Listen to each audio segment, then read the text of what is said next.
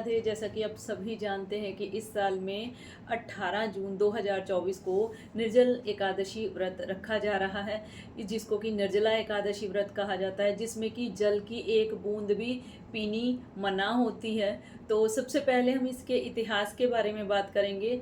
जब नारद मुनि ने भगवान विष्णु की बहुत भक्ति की तो उनकी भक्ति से प्रसन्न होकर उनको अपने श्रेष्ठ भक्तों में, निश्चल भक्तों में भगवान विष्णु ने जब शामिल किया, तब निर्जला एकादशी का व्रत रखना प्रारंभ हुआ।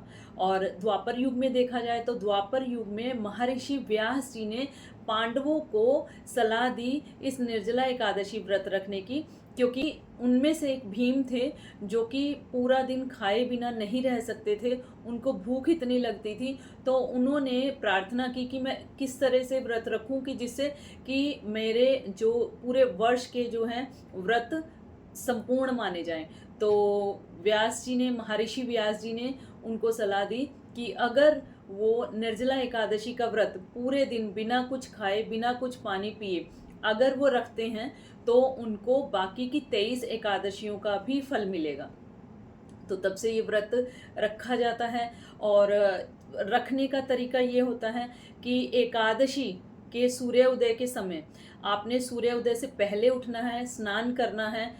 और अगर आप ब्रश वगैरह कीजिए तो उसमें जल की मनाही नहीं है, ब्रश कर सकते हैं आप, नहा सकते हैं आप। और उसके बाद में आपने जब से सूर्य उदय हो जाएगा उसके बाद जल का ग्रहण नहीं करना है जल को। और अपने हाथ में जल लेकर भगवान विष्णु को संकल्प करना है कि आज के दिन मैं व्रत रख रहा हूँ या व्रत रख रही हूँ, निर्जला व्रत, और आप ही शक्ति दीजिए इस व्रत को संपूर्ण करने के लिए। अगर आपका स्वास्थ्य अलाउ करता है तो आप ज़रूर से ये व्रत रखिए बिना कुछ पानी पिए और बिना कुछ खाए। लेकिन अगर आपको किसी तरह का हेल्थ इशू है, बच्चे हैं, बुजुर्ग हैं या प्रेग्नेंट लेडीज़ हैं, तो वो इस व्रत को नहीं रखें तो चल सकता है। लेकिन अगर आप में सामर्थ्य है तो आप इस व्रत को ज़रूर से रखिए। और इसमें अगर आपको किसी तरह का हेल्थ इशू है तो आप क्या कर सकते हैं कि आप जैसे कि जूस वगैरह ले सकते हैं, दूध ले सकते हैं। कोशिश कीजिए पानी ना पीजिए, ठीक है।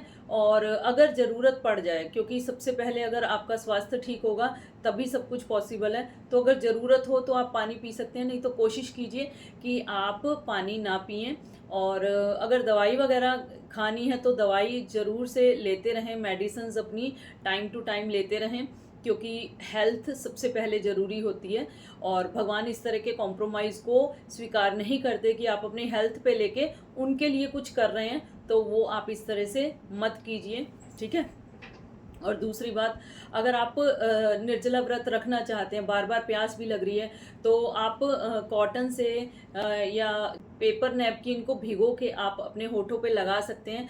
और लेकिन उस पानी को पीना नहीं है आपने, ठीक है, अपने होठ गीले कर सकते हैं आप। तो इस तरह से भी आप व्रत रख सकते हैं। और इस व्रत में क्या करना होता है आपको कि आपको ज़्यादा से ज़्यादा दान करना होता है, ठीक है। आपने जल का त्याग किया तो आप ज़्यादा से ज़्यादा जल का दान कीजिए। अगर आप छबील लगा सकते हैं, भंडारा कर सकते हैं, तो आप ज़रूर से कीजिए। जानवरों के लिए, इंसानों के लिए, सबके लिए जो ज़रूरतमंद है उसको ज़रूर से आप पानी पिलाइए, खाने को कुछ दीजिए, जो भी आपका सामर्थ्य है। और आज के दिन गौशाला में जाके या सड़कों पे जो गायें घूम रही होती हैं उनको आप कुछ खाने को ज़रूर दीजिए, पानी ज़रूर दीजिए। अगर आज के दिन गायें आपके पानी को, दिए हुए पानी को पी लेती हैं, तो आपके पितृ जो कि असंतुष्ट हैं या किसी तरह की इस तरह की दुर्गति में है कि वो परेशान हो रहे हैं, तो वो उसी टाइम उस दुर्गति से बाहर निकल आते हैं। कम से कम 7 पुश्तें आप आज के दिन गाय को पानी पिला के अपनी पुश्तों को तार सकते हैं।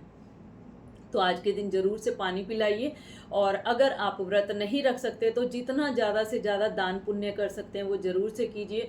कुछ भी नहीं कर सकते, कम से कम एक छोटा सा मटका या एक घड़ा लीजिए, उसमें मीठा जल भरिए, उसके ऊपर पंखा रखिए, खरबूजा रखिए, खीरा रखिए, ककड़ी रखिए, जो सीजनल फ्रूट होते हैं वो रखिए।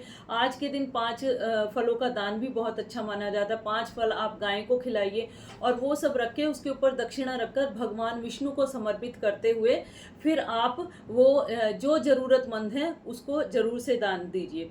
क्योंकि आज के दिन जितने दरिद्रों का या जितने ज़रूरतमंदों को आप मदद करते हैं उतना ही अच्छा होता है। और सबसे बड़ी बात है, दान का तो महत्व है, आप दान कर रहे हैं उसका बहुत महत्व है, लेकिन जो दान ले रहा है उसको भी दान लेने का पुण्य मिलता है, क्योंकि दान देने वाला अगर तैयार है और लेने के लिए तैयार नहीं है तो दानी किसको दान देगा। ठीक है, तो जो दान ले रहा है वो खुद को कम ना समझे, क्योंकि अगर वो नहीं होगा तो दान करने वाला किसको दान करेगा। ठीक है, तो दोनों ही पुण्य के भागी होते हैं। और इस दिन जो व्रत रखा जाता है, सुबह से लेके आप विष्णु सहस्रनामावली, श्री सूक्त, लक्ष्मी सूक्त, इनका जाप करते रहिए और लक्ष्मी जी के मंत्रों का जाप करते रहिए। आज के दिन भगवान कृष्ण जी की, राधा जी की पूजा की जाती है। और महामंत्र का जाप जितना आप कर सकते हैं, जैसे महामंत्र हो गया आपका हरे कृष्ण कृष्ण कृष्ण हरे हरे, हरे राम राम राम हरे हरे, इसको महामंत्र कहा जाता है। अगर ये महामंत्र आप जितनी बार जपते हैं उसको 11 से मल्टीप्लाई कर दीजिए, इतने गुना आपको फल आज के दिन मंत्रों को, पूजा को और दान करने का लगता है। आज के दिन आप तुलसी पूजा कीजिए, वृक्षों में जल दीजिए, जैसे पीपल का हो गया, नीम का हो गया, या जो भी आपके सराउंडिंग में वृक्ष हैं। ठीक है, पानी की ज़रूरत तो हर तरह के वृक्ष को होती है, तो आप ज़रूर से उनको, वृक्षों को जल दीजिए। जानवरों को, पंछियों के लिए आप पानी ज़रूर से, साफ़ सुथरा पानी पीने लायक आप उनके लिए ज़रूर से कुछ इंतज़ाम कीजिए। और आज के दिन आपको करना क्या चाहिए कि जितने जो नीडी हैं उनकी हेल्प कीजिए। मान लीजिए किसी को अपनी गाय के लिए कुछ सामान लाना है या गौशाला में कुछ ज़रूरत है, तो आप उस हिसाब से दीजिए कि आपको पता लगे, ये आपको श्योर होना चाहिए कि ये आपका पैसा उसी चीज़ में लग रहा है जिस चीज़ के लिए आप दान कर रहे हैं। ठीक है, और अगर कुछ बच्चे इस तरह के जिनको की बुक्स की या उनकी फ़ीस की ज़रूरत है, तो अगर आज के दिन आप ये दान करते हैं, विद्या का दान अगर आप करते हैं, तो वो भी आपके लिए बहुत अच्छा माना जाता है। कन्यादान, अगर किसी की कन्या की शादी हो रही है और मतलब कि उसकी अभी तैयारी हो रही है, तो उसमें भी आप अपना कंट्रीब्यूशन कर सकते हैं, वो भी कन्यादान माना जाता है। लेकिन कोशिश ये कीजिए कि दान वहाँ पे कीजिए जहाँ पे कि किसी को ज़रूरत हो, क्योंकि समुद्र में आप 1 बाल्टी डालेंगे, 10 बाल्टी डालेंगे, समुद्र को कोई फ़र्क नहीं पड़ता। और वहीं पे कोई प्यासा है, अगर आपने 2 गिलास पानी भी दे दिया तो वो आपसे संतुष्ट हो जाएगा। तो जहाँ ज़रूरत है वहाँ पे आप दान कीजिए। और व्रत रख सकते हैं तो बहुत अच्छी बात है, नहीं रख सकते हैं तो कोई बात नहीं, आप दान पुण्य कीजिए। जैसे विष्णु विष्णु विष्णु अगर आप 3 बार बोलते हैं दिन में, कभी भी आप 3 बार बोलते हैं, तो आपकी जो पाप कर्म होते हैं उसका शुद्धिकरण होता है। ये नहीं कि ये बोल के आप ये सोचें कि मैं रोज बोल रहा हूँ, शुद्धिकरण हो रही है तो ठीक है, पाप करते रहते शुद्धिकरण हो जाएगा। नहीं, जो आपने पाप या गलतियाँ इंटेंशनली नहीं की हैं, जानबूझ के नहीं की हैं, उन्हीं से आपको मुक्ति मिल सकती है। तो अगर आप दिन में विष्णु विष्णु विष्णु 3 बार बोलते हैं तो ऐसा करने से आपके पुण्य कर्म जागृत होते हैं और आपके जो पाप कर्म होते हैं वो खत्म होने शुरू हो जाते हैं। तो निर्जला एकादशी के दिन विष्णु जी का जितना नाम जाप कर सकें आपकी, भगवान विष्णु की कृपा आपके ऊपर रहती है। इस तरह की और भी गाइडेंस के लिए कनेक्टेड रहिए इन्फिनिटी टैरो 111 से। मिलते हैं नेक्स्ट टाइम, तब तक के लिए राधे राधे।